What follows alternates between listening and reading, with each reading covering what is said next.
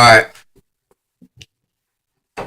Who is the whore that rides the beast? For the longest time, I thought that was actually the Catholic Church. Okay? Why would I say the Catholic Church?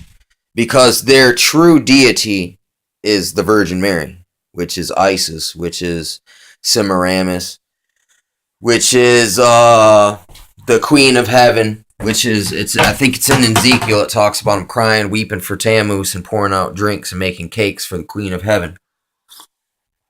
Okay, so you could also say that's Nimrod's wife is also a whore who rides the beast, because he was like, he became as a giant, a tyrant, and he also was a hunter, a mighty hunter. So I mean, what are all predators? They're hunters of sometimes of even other predators, or of beasts. So you know what I'm saying? That's just an allegory, there, but it's based on like the mythos of this Babylon, the whore of Babylon. Once again, it's go to Babel. That's Nimrod.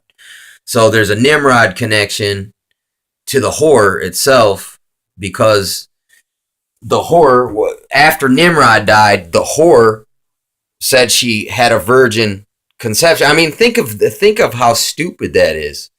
Like, the whore becomes the fucking virgin somehow just because, and from what I heard about it, it was a temple whore who, you know what I'm saying, was just getting it from all over, and she gets pregnant and says it was a miraculous conception. So it's based on just a lie. And this was a man and a woman who all of a sudden became deified as the sun and the moon.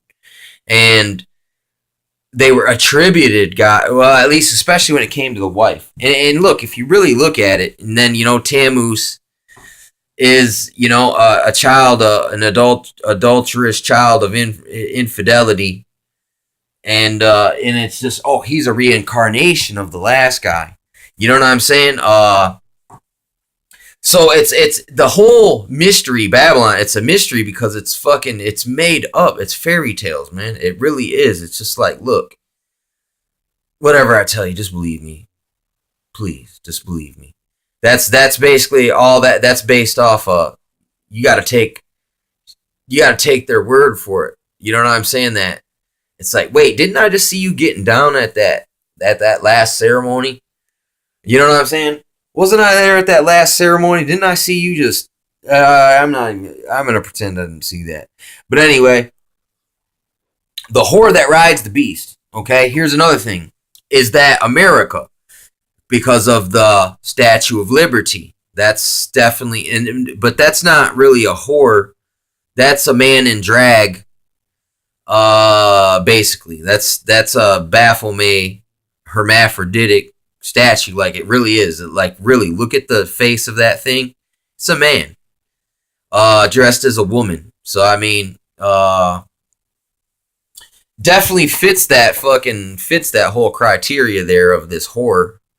And it's like the whore, because I mean, the whore is also, when it comes to the whore of Babylon, it's through her fornications, which is idolatry, but it's also being in bed. It says they'll cast people into a bed with this thing, and being in bed in the vernacular of the streets means either you're in business together or you've made some kind of agreement, like the mafia. Like, you're in bed with you're married to the mob.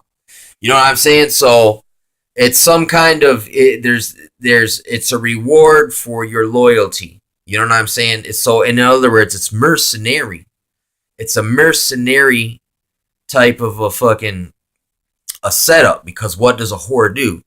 Sells out her body for reward, for money, for bread, for whatever, for gold, for some perfume.